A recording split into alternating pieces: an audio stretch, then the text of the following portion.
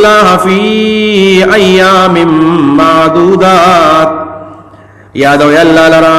فی ایام معدودات پاورزو دشمیر کے دشمیر پاورزو کی دایات کئی دشمیر رزی کمی کمی دی نو عبداللہ ابن عباس وی دینا مراد ایام التشریق دی یو سورة الحج کے وراشی فی ایام معلومات التا ایام معلومات او دلتا ایام معدودات و دا ایام معدودات نا مراد ایام تشریق دی چی یو دا غٹ اختر رز دا و دریو رزی ورست دی دا سلو رزی جوڑی گی او ایام معلومات نا ایام النحر مراد دی چی ایام النحر یومان بعد النحر یو رز دا اختر شو دو رست دی نو دا قربانی دغه طریقه دا چې په درې ورځو کې کیږي او ایام معدودات دا د ایام تشریق دي په دې کې بسړی ذکر ډیر زیات کې لسما یو لسما دو لسما دیار لسما دا طریقه ده فمن تعجل فی یومین چې جلتی وکړه په دوه ورځو کې څنګه جلتی وکړه برمیل حجاره پمنا کې کان وشتل دوه ورځې فلا اثم علیه ګناه نشته په دبانه ومن تأخر سوق چورست شو دیار لسمی ورزتا دیار لسم ذوالحجہ ته فلا اثم علیه نو په دبانې ګناه نشته بلکې دا هم ماجور دی الله بوله ثواب ورکړي لمن اتقى دا حکم دا چاله پاره د اتقا چې ځان بچ کول سنا د ښکار نه ځان بچ وساتو د رفس د فسوق جدال نه ځان بچ وساتو ال په دبانې ګناه بیا نشتا ودلته دا مسله ده چې دا به دی مشرکانو په یو بل باندې رد کوو چې کله به یو سړی دیار لسمی ته پاتې نشو ول د حج ونشو او دا اصل کې نبی علیہ الصلوۃ والسلام عباس صاحب ته چون کې د سقای ذمہواری ورکړې او سقایا حجانو باندې د وبس کړي دته ویل تمخ کې لال شه دا مخ کې براغه او د زمزم دوغو تنظیم وکړو د خپل ټول ټیم په مخ کې راتلو نو 11 12 په دې دوه ورځو کې چال جلدی وکړل صرف په 12 په یو لسمه باندې دا شیطانان اوشتل دا بالکل جایز دي وې طریقې دا چې په 12 ورځ باندې به نور د پریوتو مخ کې دار دي زین وزید مینانا او کدا په دې ورځ باندې دا د نور پریوتو دي سار شنو بیا به د لسمه د خامخ پاتې کیږي د معنا دا او ومن تاخر سوق چې د لسمه ته پاتې شو فلا اسماعیل په دمنې ګنا نشتا او نبی رسول الله په خپل باندې پاتې شوی دی لمن اتقى واتقوا الله لا نويري وعلموا بوشي انكم تتاس ولدي الله تحشرون جمع واپس کولای کېږي با جمع کولای کېږي با ومن الناس من يعجبك قوله في الحياه الدنيا دلتا مخکې د یو شقی او د یو سعید ذکر وشو د یو بدبخت او د یو نیکبخت ذکر وشو نیکبخت دام اجیو د بدبخت ماجی دی دلتا وسو د یو بل بدبخت او د یو بل نیکبخت ذکر کیږي یو به شقی ذکر وشي د بل با د سعید ذکر وشي بدبخت سوک دی نو ابن جریر لیکلی دی چې دا آیت خاص د یو منافق په باره کې نازل شوی دی چې د اغنوم دی اخنس ابن شریق اخنس ابن شریق دا وی ډیر خپل او د رنگ نه او په خبرو کې ډیر پوسو او دا یو ورځ د نبی علیہ السلام خال راغی ورته وی چې پتا باندې ایمان راوړل د زکه ته ډیر زیات خوخه او ډیر مینه مې د سره د نبی علیہ السلام په خبرو باندې سخت تیر وته دا خو ډیر صحیح سړی دی ځکه نبی علیہ السلام تعالی په حال پته نشته چې دا منافق دی او کله چې د ایمان ول ما ایمان راوړو او به قسم وکړي چې ګوره مؤمن یم قسم او پستی خبرې کولې او داسې په توجه نبی علیہ السلام ته ناس نبی علیہ السلام خیال راغی د سړی مؤمن دی الله وی دا په ظاهر کې خو نبی علیہ السلام ته ایمان کار کوي او هو علد الخصام او دا سخت جګړالو دی دا سخت جګړالو دی او دا و د اخنس ابن شریق په اړه کې نازل شوی دی او عبد الله ابن عباس رضی الله عنهما وی چې نا هذه الايه نزلت في جماعه من المنافقين دا د منافقانو د یو خصوصي جماعت په اړه کې نازل شوی چې په کې اخنس ابن شریق دی او دا سو وې دې ذکر کړو چې د نبی علیہ السلام په خوا کې کېناستل نو ډیر زیات پستی خبرې کولې خورستو بیا د نبی علیہ السلام په ملګرو پسې به خنداګانې کولې خبیب او سلمان صہیب دا چې غریبان او بلال په دې پسې به خنداګانې کولې نو دا آیت په خپل عموم باندې بیا نازل لې ومن الناس بعض انسانانو نا یو ډیر لوی بدبختا مند سي دی یوجبو کا چې خوشاله تعالی را قولو دا خبره فی الحیات الدنیا په دنیوي ژوند کې ويشهد الله غوا کې الله لرا علامه فغا ایمان باندې فی قلبه چې بدل کې دی چې په اصل کې دا منافقت دی وهو علد الخصام او دا سخت جګړالو دی حال در سخت جګړالو دی دا علد الخصام شدید الخصومت او نبی علیہ السلام فرمایي د الله هغه سره ډېر بدی شي چې هغه جګړه ډېرې زیاتې کوي د الله ډېر بدی شي څوک جګړه ډېرې کوي دا د الله ډېر بدی شي خو جګړې مسلمانان په خپل باندې نه کوي خو زه یو خبره صرف دا کوم د توجه لپاره چې دا جګړې که څوک نه کوي خو دا نور جګړې ډېرې زیاتې خوښېږي نن سبا د هلکانو په دې موبایلو کې دا ځان له رسلینګونه اچولي او شپه ورځ ورته ناسي دا ګناه ده دا کتل د دې زه ځکه وایم چې دا خبره یو خو د سړی عورت دا دی چې د دې زنګون والا تر د نوم پورې دا داسې فرض دی لکه څنګه چې خپل عورت خصوصي پټول فرض دی داسې فرض دی دیو جنا کم خلک چې پسین کې لامبي او دا د خپل کمیس د لنګ وي او دا پتونه نه ښکاری د تکتلم ګناه ده دام ګناهګار دی دا مکمل حرام دي دا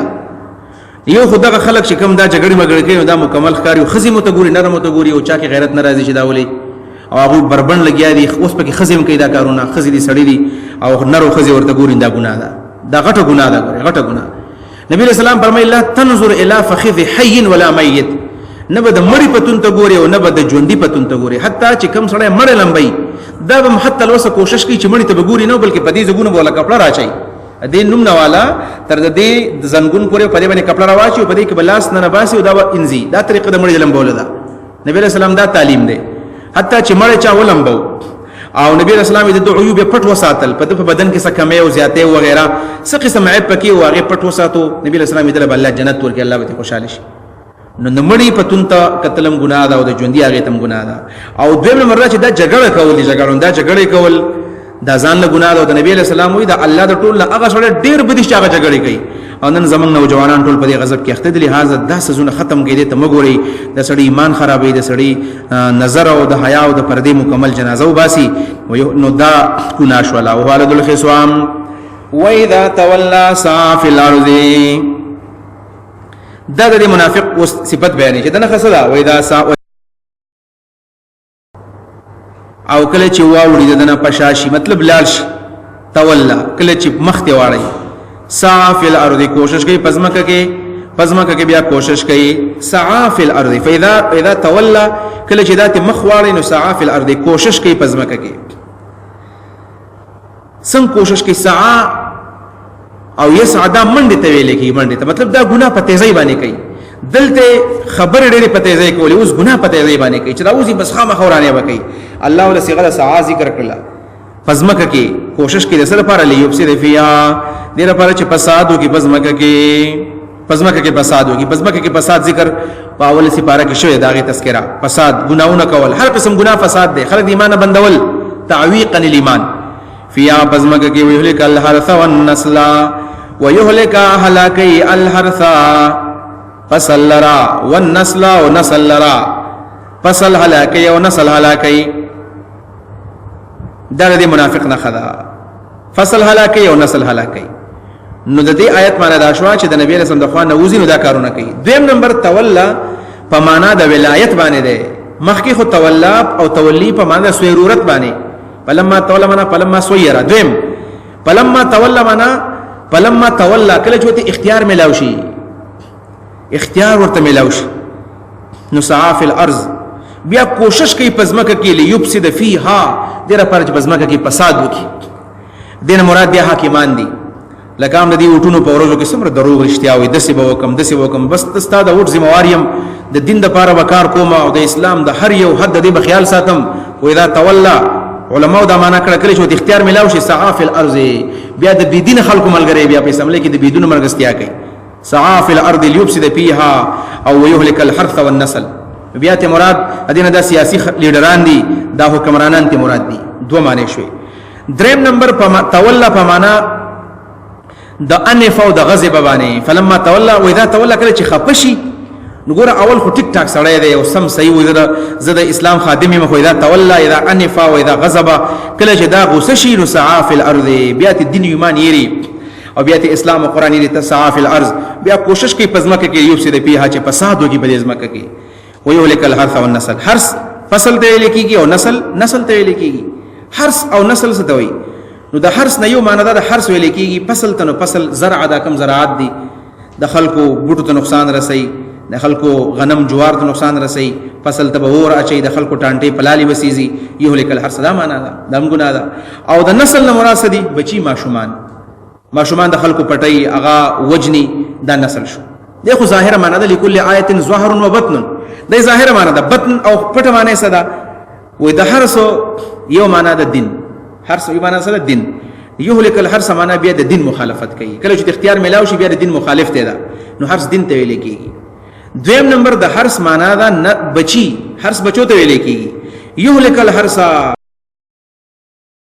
خلق تبا کوي، دا غوی غلط تربیت ذریعہ باندې، د فحاشۍ عریانۍ په ذریعہ باندې،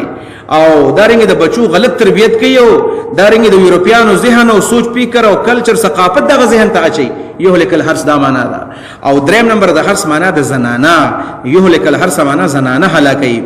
یعنی هغه د فحاشۍ عریانۍ باندې راوچته کیو، د حقوق په نوم باندې او د زنانو د حقوق په نوم باندې راوباسي، او هغه به حیا کیو، حیات ختم کی. یهلک الحرث دی حرث او فصل دغه تبا کی، فصل تبا کی نه زنانا، او زنانا فصل دې زکه دا د فصل ذریعہ د ما شومان پیدا کیږي. نو زنانا او د یورپ د مهم دی او د میشن دی چې تاسو د مسلمانانو زنانه به حیا کی، بس مسلمانانو مواغستل، او داغه د پاره د هیومن رائټس په نوم باندې چې د حقوق خبره کوي. د حقوق نو دا حقوق صرف د خپل ځان حقونه غواړي، نور د مسلمان حق هم دی نه وختل. دا هغه مسلمان خیال ساتي کوم چې دی په کار باندې راضي، لکه د ملالۍ په شان خلک. یهلک الحرث فصل او دارنګ زنانه د دې به حیا کوي. دین علاوه د کوجوکیشن او دارنګ د مخلوط نظام تعلیم په ذریعہ باندې، او دیو جن نن سبا په یونیورسيټو کې هغه کلاس ته کلاس نه ویل کېږي، په کم کلاس کې لږ جنې یو ځای سبق نه وي. نو کوئی ایجوکیشن هغه کلاس نه جوړیږي، خامخا په دې کې جنکې نو لکان جنکې یو ځای کوي، او داغه شاته بیا پلاس پرس کې نولي، او دا فلسفي وي چې دا کوئی ایجوکیشن زکه په کار دی، دا تند به ختم شي چې الګ جنې ته ګوري، جنې الګ ته ګوري، نو بس یو پیر به دا تند ختم شي، بیا خپل سبق کې مشغول وي، بیا به تعلیم کوي، او دا تند خو الله نه ختمي. الله خو دا خپل نظر خطه وساتي، تاسو خبره ترې مکه وي، ملاقاتونه مکه وي، دغه پر دا تند دغه شنه پاتې شي. نو یهلک الحرث د کوئی ایجوکیشن بنوم باندې، او دا په ټي وي باندې قسمه قسم خلک راځي، او د دې د فائدې خلکو ته بیانې، او خلک په دې باندې اخته کې یهلک الحرث دا فصل تبا کی زنانه بيد نه کوي. نو په دې طریقه باندې زنانو به حیاي وکي. او نسل نه مراد بیا دا نسل انساني دی چې کوم د مسلمانانو بچی دي، هغه په بیلار کول، او دا د یورپ او د غیر مسلم خلکو دا ایجنډا ده، او دغه کار دی، دا د مسلمان او د يهوديانو هم دغه مهم دی چې مسلمان خرابې، نو دا غوي زنانه به حیا کا، چې زنانه به حیا شولې، او دا غوي به بچیم به حیاي، نو نوې نسل دا غوي به ختم او توبه برباد شو. دا د منافقانو مهم دی. والله لا يحب الفساد، الله تعالی د فساد سره مینه نه کوي، الله نه خوښي فساد لرا. واذا قيل له اتق الله، کله چې ورته ویل شي د الله نه ویریږي، اخذته العزه، نسید الغیرت بالاثم په ګناه سره، یا په سبب د ګناه، بالاثم ګناه سره، یا با سوید بالاثم په ګناه په وجبانی، ګناګار دی د ګناه په وجبانی، بیا تکبر پکې راشي او غیرت ول راشي، تورته ګوره دا کار د ګناه کار دی، دا سوچ پرېګ دا واده چې کوم خبرې کې دا ټیک نه دی، د غیرت راشي. ښا دغه حمیت الجاهلیت، دا د جاهلیت غیرت او قسم دلایل به در لپاره بیا وي. نو اخذته العزه، نسید العزت او غیرت بالاثم په سبب د ګناه باندې، الله وي بس پرېګ دا ودا سره فحسبه جهنم زي ولا جهنم ده، فحسبه جهنم زي جهنم ده، ولا بئس المهاد، ډېر ناکار زي د ورتلو ده، اوسې دوه ده، لبئس المهاد، بئس المقام، ناکار زي اوسې دوه ده. دا د منافقانو نه خو دي. اخنس ابن شریق تم چوي چې ګوره د پیغمبر خاطر یې سویل او بار سکه دومره قار شو چې زه سم مسلمان یم. دین علاوه د امام قرطبي رحمه الله د هارون رشید بچا یو قصه ذکر کړی دا، وای دا هارون رشید بچا یو وخت کې سوګي خپل راغی، او هغه مسلمان هم نو، دهری دی شاید، خپل راغی ورته وی چې زما څه غرض دی او څه پیسې را لراکو، دا حاجت په پوره کومه. نو دور لا ورنکل پټي باندې وزګار نو هغه ورته چې اتق الله، د الله نه ویریږه. وی پورن را کوشو او کست سجده ولګولا، او داغه نه بعد خپل وزیران ته و چې دې سړي له پیسې ورګي دا به خپل حاجت پوره کړي.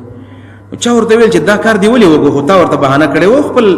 کار دې کستاونو سره کېو کنه کې وسره. وینا ماته هغه آیت را یاد کو چې اذا قيل له اتق الله اخذته العزه بالاسم. اسی نظر منافقانو په سب کې راشه ما ځکه ماته الله نه ویریږه، او زه د الله نه ونیره دم په دې وخت کې، نو ځکه می سجده ولګولا. او د قشانی حضرت عمر ته چې الله نه ویریږه، نو هغه پورن سجده ولګولا. ولا بئس المهاد، ډیر ناکاره دي ورتلو دي. ومن الناس من يشري نفسه ابتغاء مرضات الله، دا وس دی بل اعلی سعید د نیکبخته چې لوی نیکبخته انسان دی دا ذکر الله تعالی کوي. دا څوک دی؟ دا صہیب رضی الله عنه دی، صہیب رومی رضی الله عنه. دا صہیب رضی الله عنه چې کله نبی علیہ السلام مدینه ته لاړو نو دم پسې هجرت کوو، په لار کې مشرکان ته خبر شو چې حضرت صہیب روان دی مدینه ته. نو خو ډېرې پیسې ګټلې وې او دا خو خاص د مکې اوسېدونکي هم نه و.